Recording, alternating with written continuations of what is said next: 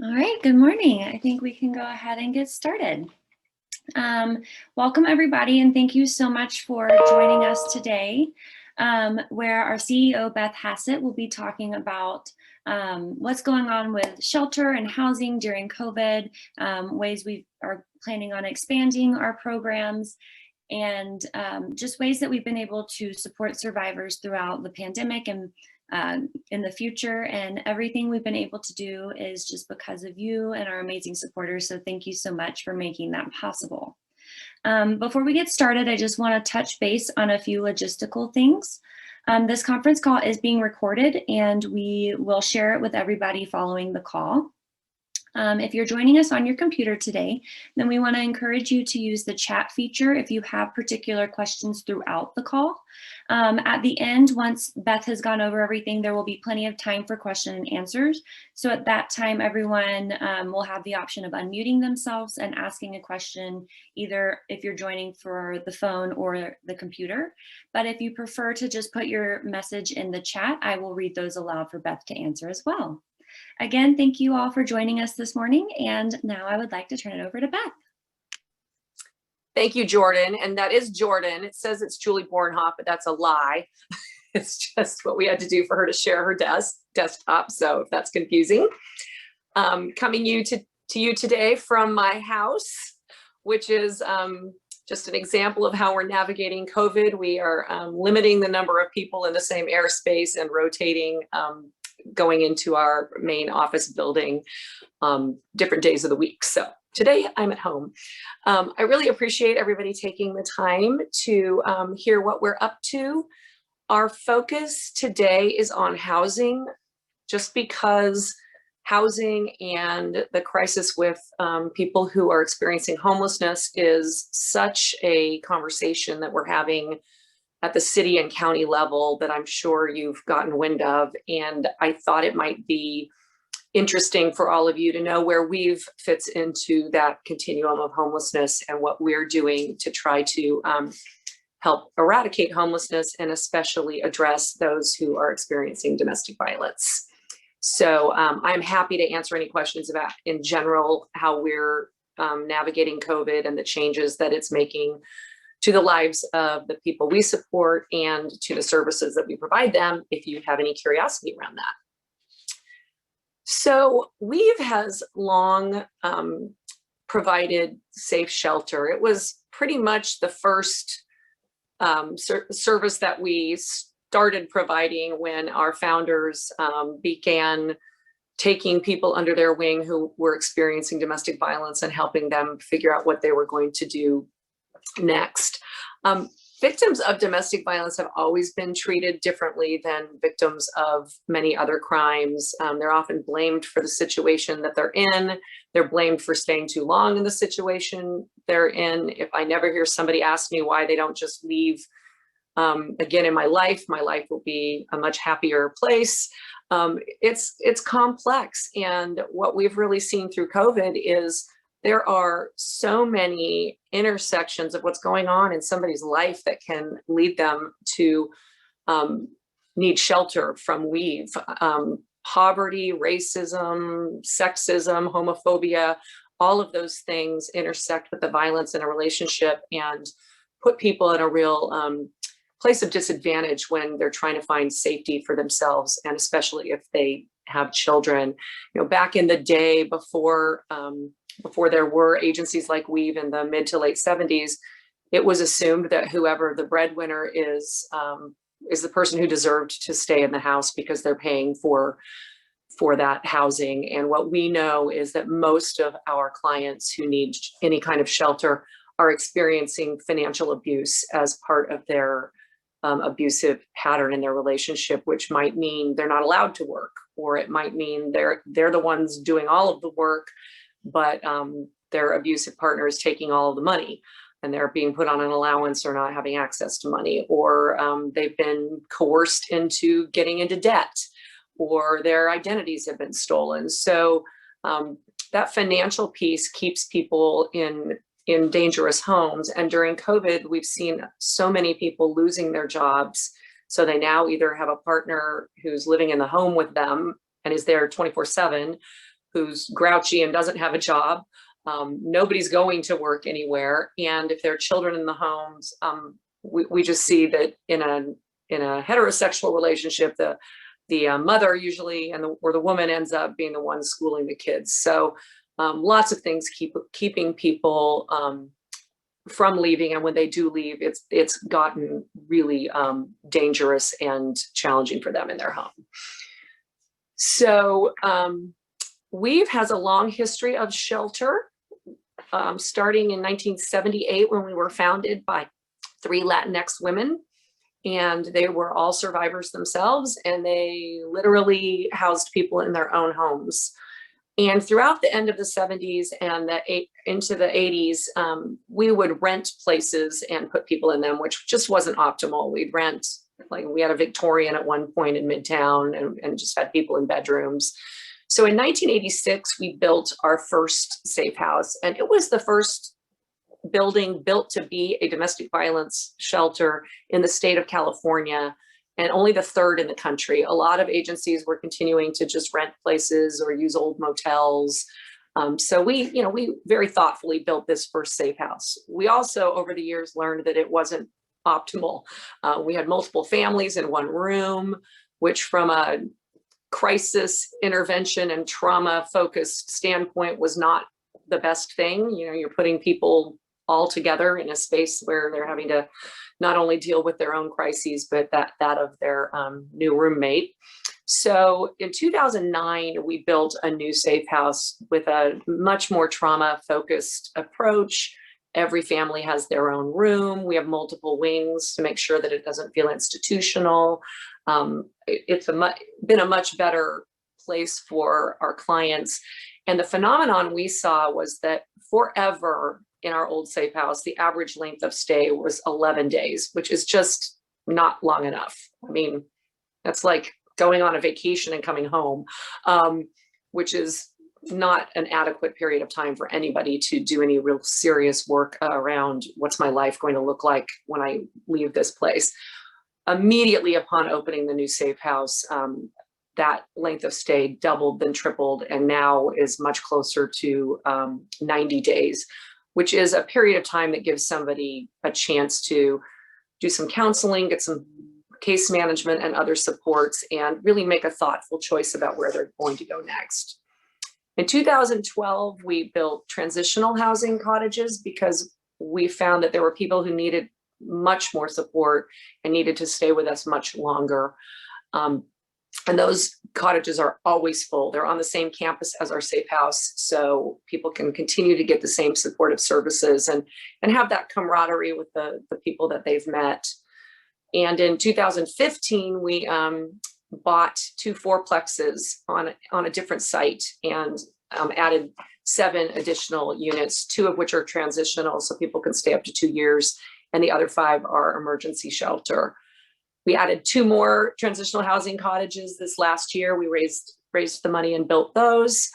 And then in July of 2020, we began serving survivors at the Mather campus, which I'll tell you a little bit more about.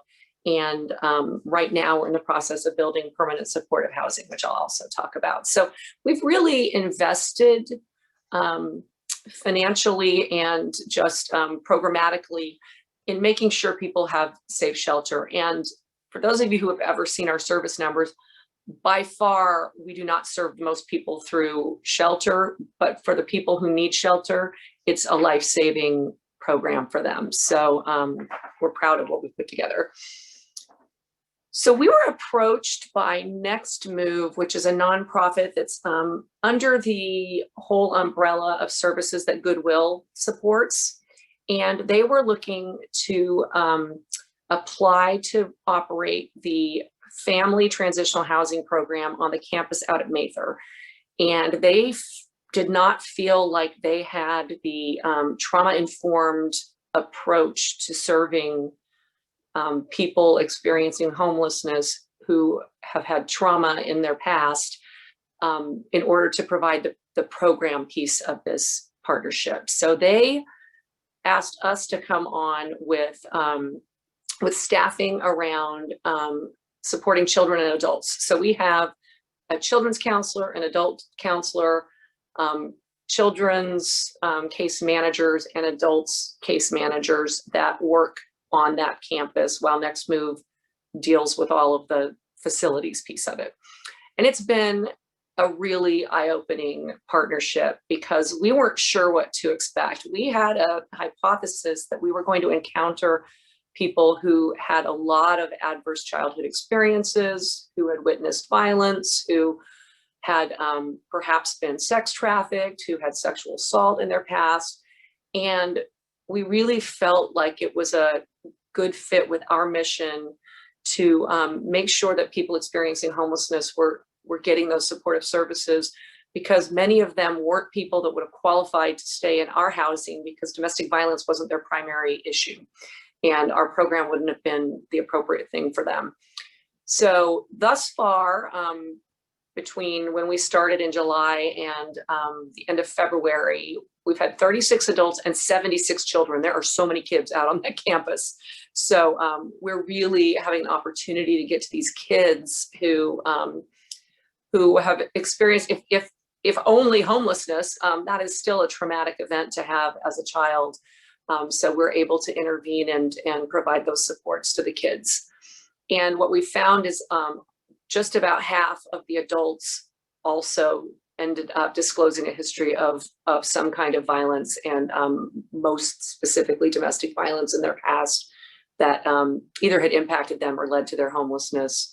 And 10 of the folks had actually availed themselves of our services. So it's turning out to be a really good program because of the support we're giving, but also because we're training all of the Next Move and Goodwill staff around domestic violence and sexual assault, including all the 211 operators who are that, primary intervention for a lot of people who are seeking social services. So we're really expanding our reach by making sure that we have a whole community that is supporting survivors in a very client-centered and trauma-informed way. So that's been very interesting. So what do we do with folks when they're in housing? Just having a roof over somebody's head isn't enough to help them move forward. And so we secured funding, one through the Blue Shield Foundation and one stream of funding from a federal grant, to develop evidence-based models for working with families that are in shelter. And in both cases, we're taking a 2-generational approach, which is kind of a new thing in the domestic violence field. We're really seeing, we have this moment in time where we have people, kind of a captive audience, working with us and staying with us. And how can we build not only the resiliency of the victim, his, her, or their selves, but also the children. It's really an opportunity to ensure that at the end of the day, when they leave our services, they're better for it and their lives have been improved and changed. And so the first one of these is called the Strengths Model. And this was an evidence-based model that was created and tested, had a whole evaluation to have it be evidence-based, because there aren't any evidence-based case management or any other programs in domestic violence. So this is kind of groundbreaking stuff that we're hoping to share with the whole field. But this was created for people experiencing homelessness who had mental health issues. And what we're doing is working with the creators of it to do a domestic violence overlay. So we're testing it specifically for domestic violence victims so that it builds on all of that evidence that they've already been collecting for the decade plus that it has been working in this other realm. So this is just a dashboard of the type of data that we're getting. If you go to the next slide, Jordan, this is what we're hearing back from the actual clients. And the key to the Strengths Model is that it comes at it believing that everybody has hopes and dreams for themselves, and we can help guide them in envisioning a better future, which is one of the number one things that helps people move forward in their lives. So much of case management in the homeless field and domestic violence is really deficit based. And everybody knows they're experiencing domestic violence. I mean, they're all with us because life is not going so well. So dwelling on that does not move people forward. So it's a completely different stance that we take in managing the client's cases.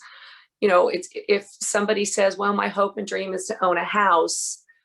In the past, it might have been, well, maybe you need to get a job first. Instead, focusing on what the survivor thinks is their aspiration and then helping them set incremental goals moving forward. It creates a whole different conversation to be having with people.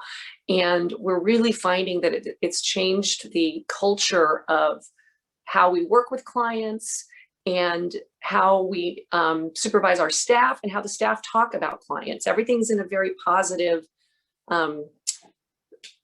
strengths way rather than reflecting too much on the negativity of it. So that's one model. So we're excited about that one. The next one is called Celebrating Families. And this is a model that was created for people who have children and have substance abuse challenges. So again, we're working on a domestic violence overlay, and kind of the hypothesis or the thing that led us to this particular project was working with CPS and realizing over the years that CPS is this, first of all, this big, scary, horrible thing out there in the community, especially for victims of domestic violence. Nobody wants their kids taken away. And, there are real risk factors for people ending up in the CPS system, including having children that are not the biological children of an abusive partner who's living in the home. Just really increases the odds that there might be child abuse or neglect there. And a lot of non-abusive parents end up losing their kids for failure to protect their children. And at Weave, we're not really seeing those kids or those parents until it's terrible and the kids are gone or the kids are going to be removed and the non-abusive parent is being mandated to take our 16-week group counseling. And, these families are in crisis, or we're seeing the children who've been removed and in the foster system for years and years and years and are now at extreme risk for sex trafficking. So we're like, how can we swim upstream and work with CPS and come up with some different models to keep these families safe?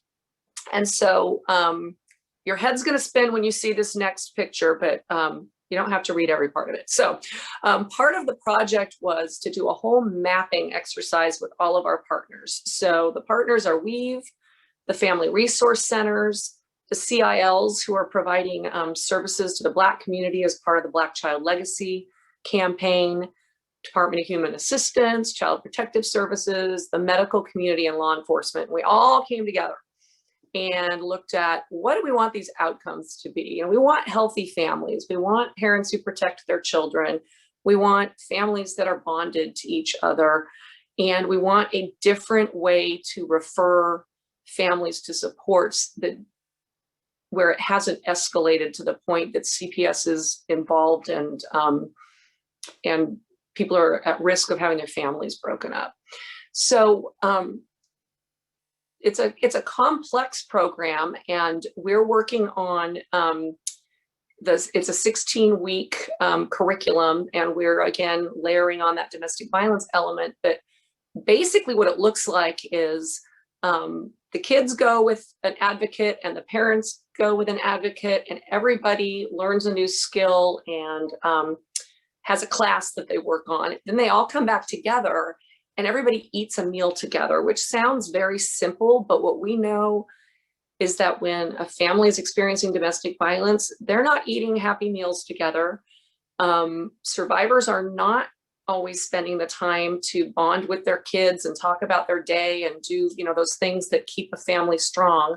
So helping them exercise that muscle of talking about things and talking about deep things that they've just learned in a class together, and then building that bond works. It's been proven to work in building the resiliency of families and good parenting and a better knowledge about healthy and unhealthy relationships. So we're at the very beginning of this, but it's very exciting, and it's federal funding that that is supporting this, and so more to come on that. But I just thought it might be interesting to know, we picture people being safe in a shelter, but what are they doing there all day as they, try to move forward? And so these are both strategies where we're not telling them what to do. We're not saving anybody.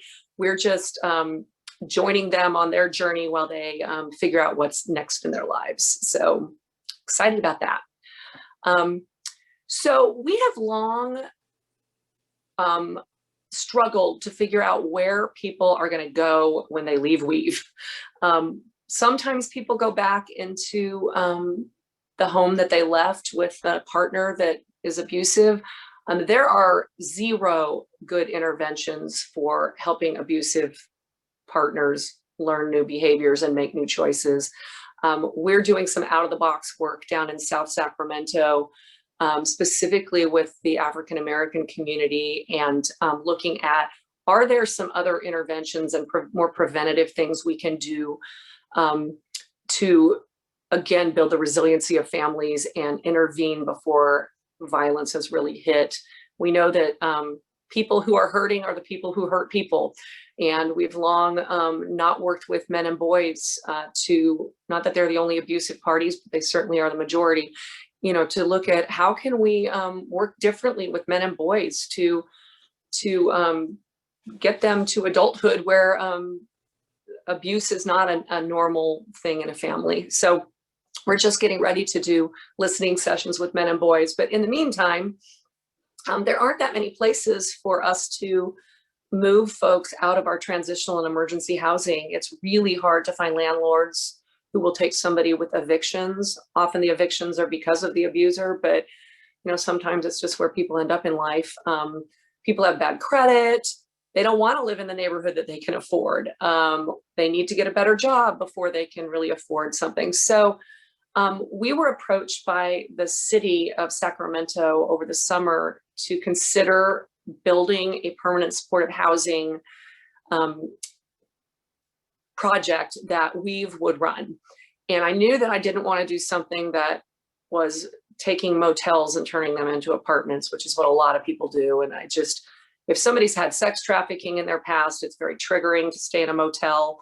Also, motels just aren't the optimal place to put somebody. We've put more people in motels, unfortunately, during COVID than we would like, but we just, we couldn't house them in our housing, and the need was so great. But it's not good. So what we proposed is buying a piece of land, and the city really wanted us to put manufactured homes on it. So through funding from the governor's Project Home Key and city COVID funding and some fundraising that we did, we are building Creekside Village, which has 9 homes. They're those kind of long rectangles up in the north area. It is not a confidential site because we really want the community to be engaged in helping us do landscaping. I've got an Eagle Scout who's putting in vegetable gardens as his Eagle Scout project. So we'd love,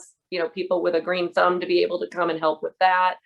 So, when corporate groups can ever come out and do volunteerism again, it'll be nice to have a non-confidential site that they could come, throw bark around and plant things and put in benches and that sort of thing. So it's in the north part of town along Arcade Creek. And it's a 1.13 acre piece of land that has beautiful oak trees on it. We only had to remove 2 of them. They were for sure and for real dead. We brought an arborist in, but I think it's going to be a beautiful place. And go to the next slide, Jordan. So we got a volunteer landscape architect who is putting together the landscaping plans. And this just shows you, now certainly they can go walk around the neighborhood, but he wanted walking paths within the neighborhood. And that's what those little red dashes are. And, you know, a clear path of travel for somebody to walk their dog or their baby, or just to walk around the neighborhood. And we're hoping it feels like a neighborhood to people who will be living there. So he's got these different areas, and we actually have a group of up and coming leaders through the Building Industry Association that have adopted the landscaping part of this project as their project for 2021, which is great because we can't afford this landscaping with the money that we had for this project. So it's gonna be a whole lot of bark. So there's a healing garden space with a yoga situation there. And then, which is probably gonna be the last thing that we build. There's a rain garden that has paths through it. It's in the part of the property that will flood when it rains temporarily. And so it'll look really pretty when it's wet, and it'll look really pretty when it's dry. Again, just thinking about what would feel like a healing and pleasant place for people to live. And because usually when you think permanent supportive housing, this is not what you picture. This is this roundabout in the middle of the property, and there's a big pole there. So we wanted to have a community board and one of those little libraries where people can exchange books. And then that's how you can crisscross the property there. And our first priority is putting in this kind of play area and sitting area where people could have barbecues. I didn't want it to look like a city park, so we're putting in more wood kind of things for the kids to climb around on, and some outdoor musical instruments and a tire swing. Again, just having it be a pleasant place that folks could congregate and also spend some time outdoors. And then this is what they look like when they're not on the ground and attached. We paid extra to have little porches and to try to not have them look like mobile homes. They're all ADA accessible, just because with permanent supportive housing, very often we're anticipating we'll have people with some disabilities. And so we wanted to make sure that we could move people into any of them and have it be accessible to folks. But right now we're in the process of, we're still grading and putting in retaining walls. We're hoping to have folks in by the end of spring. And we're working with SHRA, who manages all of the housing vouchers in town, so that we can try to get some priority vouchers so that that'll help our clients pay part of their rent. And they can stay, it's permanent, so they can stay as long as they are eligible. But, you know, eventually the hope is that somebody will get a better job. Their kids will grow up and move out, and, you know, they can aspire to something, you know, that they own themselves, or is in a part of town where they'd like to live, or, you know, is their next step. So we're figuring folks will probably be with us for a year or two, and some might be there even longer, but it's all new to us, but very exciting as an offering for our clients, and hopefully to move that pipeline along for people to get out of temporary housing and into something more permanent with supports around them, etc. Oh, and that's what the kitchens look like. So, I mean, they really had pretty nice finishes, and 4 of them have already been put on their trucks and moved up, and they're sitting in Woodland waiting to be plopped onto their little pads. But it's been a really interesting process, and we were fortunate to have been selected to be part of a documentary series that's on Amazon Prime. It's an 8-part series. If you have Amazon Prime, I would suggest checking it out. These documentaries are like 10 to 15 minutes, but it's on homelessness in California. And the first couple of them are out, and then we're the 8th one, which is part of the solution to the problem. So they're really setting it up in an interesting way about why are people homeless. You know, it's not this monolith of homeless people are all the same. And I appreciate how they're really looking at, there are so many different reasons for homelessness and different approaches to helping people exit homelessness. And so anyway, they came out and filmed me on the property talking about what our vision is. So we'll be part of that, and we'll let everybody know when I think it's coming out in June. So maybe we'll all be vaccinated and can have a watch party. But anyway, I've done a lot of talking, and I appreciate everybody being interested in what we're up to, and would be happy to answer any questions you might have about anything.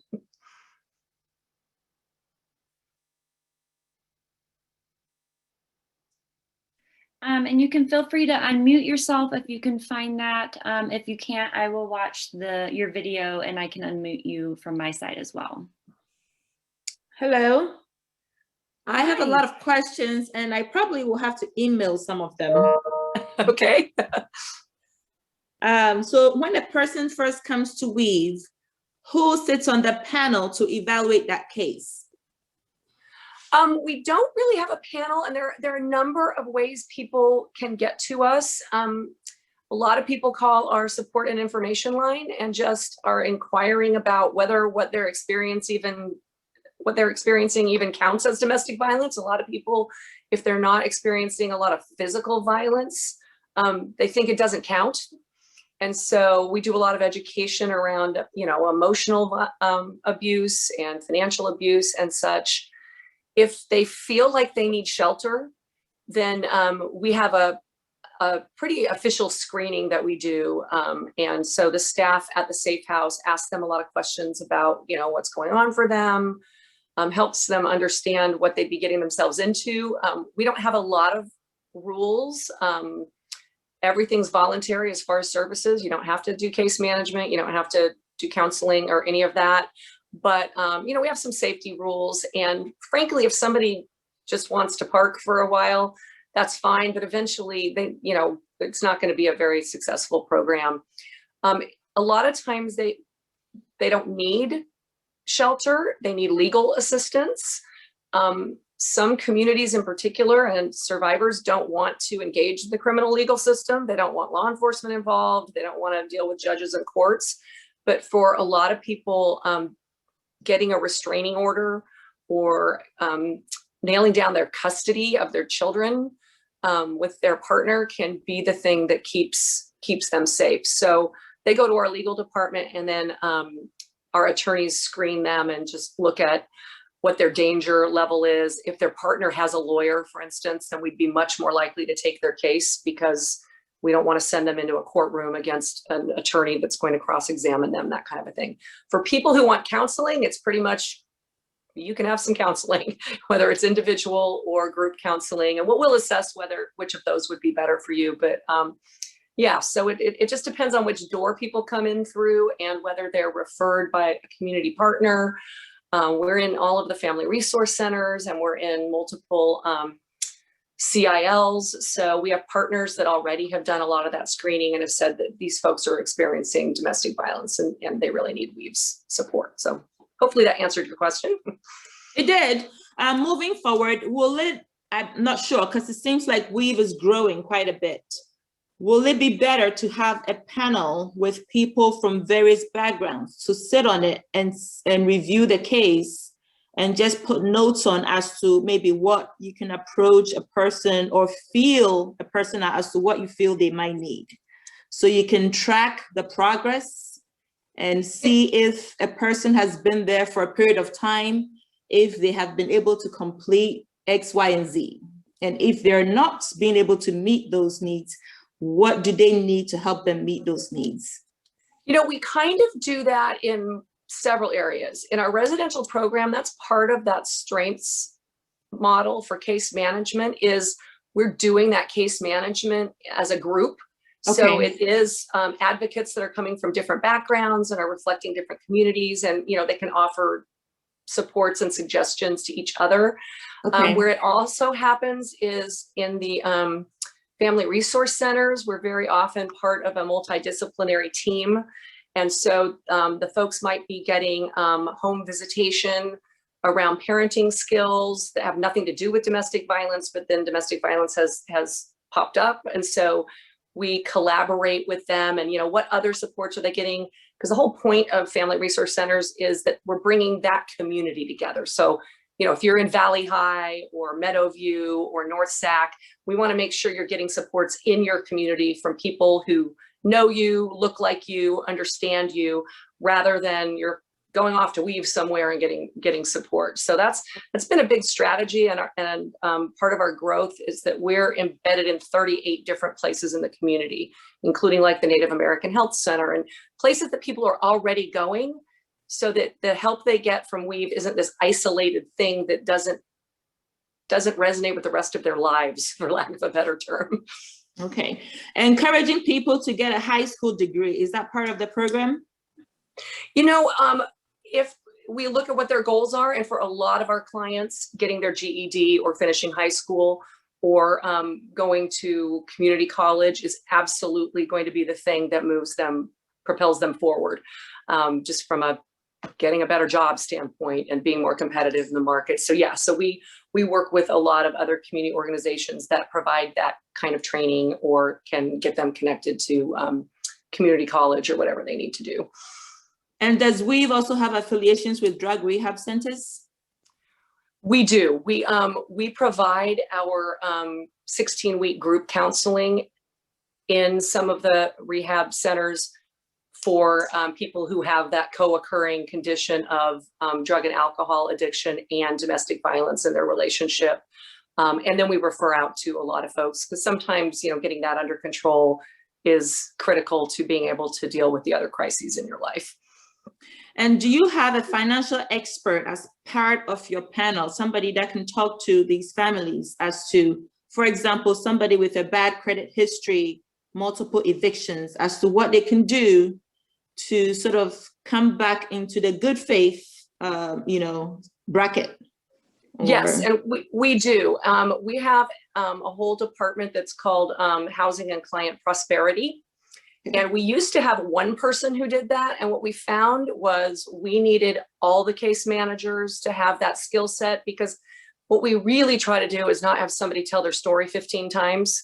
And they've already built trust with their case manager. So we actually can run credit directly like a car dealership can. It's a special dispensation we got because a lot of people can't answer those free credit report questions. They don't know that they owned a Toyota because their partner bought a Toyota and forged their name. They don't remember where they lived 5 years ago. So, so we go through that with them. We have some funding that can help pay off some debts. You know, sometimes like people will come in and say, my life is ruined and I have no hope. And it's all over $400, you know, and it's like, if we could just pay that debt off, that would be like removing the biggest barrier, you know, emotionally and physically. So that's a big part of what we do, since almost all of our clients have some kind of financial abuse and damage to their financial histories as a huge barrier to where they're headed. These are great questions. Does Weave have a clinic on site, or are you affiliated with any clinics for medical conditions or clinics or simple triages, or, you know, for patients to go to? We have two very formal relationships. One, we have advocates embedded at the Native American Health Center, which is about a block away from our Midtown office. So we do warm handoffs with clients who need a medical home there. And we have an advocate embedded at the Mercy Family Clinic in the South area, which specifically works with victims of sex trafficking, but they'll also take anyone who doesn't have a medical home and provide those medical services. So those are kind of our formal connections. But then we have a violence prevention navigator, and his job is to work with all of the hospitals and clinics, and he'll actually respond if they identify a survivor in the emergency room, or in oftentimes where they show up is in the OBGYN, or you know, that's where the doctor's identifying domestic violence. So so he'll go all over. And then we're the Rape Crisis Center for the county, and Sutter's Bear Clinic is the medical provider there. So all of the evidentiary exams and services for victims of sexual assault are done there. So yes, very embedded in the medical community. Okay. Do you have a monitoring system, since most of these people are victims of crimes? Because oftentimes, you know, the perpetrator try to follow these victims. So might send somebody that they don't recognize, but coming to feel them out or see what they're doing, you know? maybe, posing as a victim themselves. Do you have a monitoring system to make sure that this is not an issue? Or So a not- perpetrator coming to us, how that plays out most often is they'll be trying to access services, like they want legal services or counseling services or whatever. And we run everybody through, we have a very elaborate database that tracks all of our clients. And honestly, if one person already is receiving services, we won't provide services to the person who comes second. We don't tell them, we can't really tell them that, because then we'd be disclosing that somebody else is getting services, but we'll refer them elsewhere or decline services. And all of our staff have very good spidey senses about that, and are very skilled at screening people out. But it can be confusing, especially if they're same-sex relationships, it's, or, abusers are women sometimes, and sometimes the man needs services. So yeah, we're pretty skilled at screening. Okay. One last thing, part of your education system, is it diet, nutrition, and exercise included in your education system? Yes, probably not as formally as it should be. We certainly work on some of those other life skills, and when it's not COVID, do a lot of cooking demonstrations and classes in the Safe House, which is, our most, most people getting together. But yeah, we find that, that is a way to communicate with people. And that's part of that Celebrating Families program, is talking about healthy nutrition and how do you put a good dinner together, and cooking the dinner together. So yes. And then self-defense. Do you offer self-defense classes on campus? We sometimes do, and we have folks who will come in and offer the classes occasionally. It's a challenge to find people that come at it from the same philosophy as us, because it can feel very victim blaming to say, well, if you'd only fought somebody off, you wouldn't have gotten sexually assaulted. So it's always a challenge to find somebody who comes at it from a, hey, we're teaching you ways to keep yourself safe, and it's not your fault if somebody has a gun against your head and you didn't fight them off. So yes, but we do offer those. Okay, that'll be all for now. Sorry. You're awesome. Thank you. And feel free to email me any question you want anytime. I will. There was a question that came in the chat. And so someone said that I work with the Rancho Navigator on homeless sanctuaries. Do the city navigators know about upcoming programs, especially on non-domestic abuse issues? Our navigators that we have, or? I'm not sure. It might need a little more context. The next message. Hi, this is Teresa. I gave that comment. Hi. Oh my gosh, you guys are like, oh, that's why I didn't want to unmute. My dog barks. Yeah, I'm so impressed with. I'm so impressed with this program. I've been, throwing some money at you for a few years, and today has been eye-opening with what you're up to. I was thinking of, I've worked with the city of Rancho Cordova. There is a HART group, the Homeless Assistance Resource Team, nonprofits that are in different cities. Sometimes they're called different names. And so our focus has been, of course, trying to find shelter for homeless. And I've been working on the winter one, which is really just to put them in a church or something for a week, at least to get them out of the weather.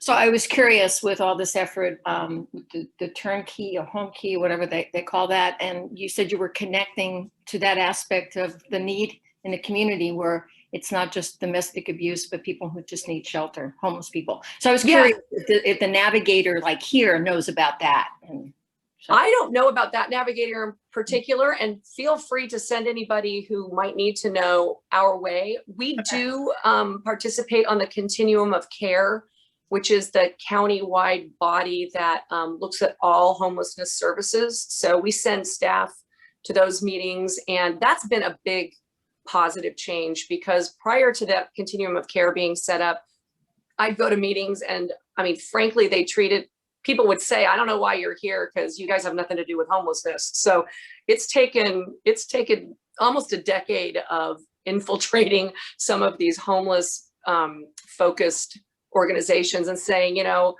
people are homeless because of domestic violence. We're still part of the continuum, even if we're not entering our clients' names into your big database because of confidentiality.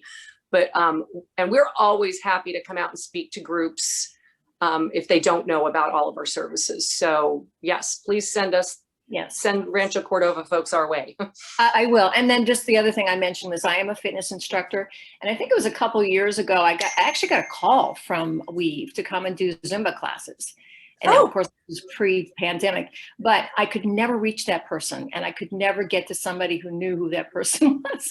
So for the record, I was like, I offer my services as a fitness instructor in the future with your healing garden or before. So awesome. Thank you.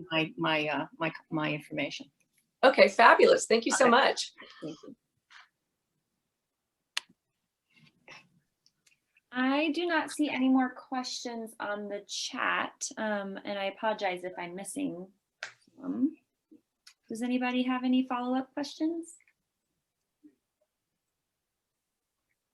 Okay. I just want to say thank you all so much. I really appreciate your interest in what we do and continued support of it. It helps me feel less lonely to see your faces and to know that you care about our clients, and it really matters to them too. You know, it's so isolating to be a survivor of domestic violence and to think that nobody cares.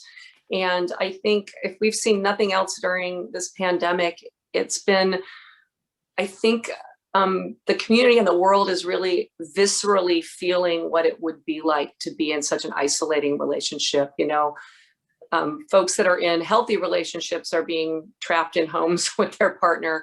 And I think people can really feel what it would feel like to be that isolated and to have no access to people. So I appreciate all of you just caring enough to spend a few moments on this. Thank you so much. Awesome. Thank you, everybody. And I will send a recording link out. So if you want to rewatch it or have any questions, you also have Beth's contact information there. Thank you. I hope everyone has a wonderful day.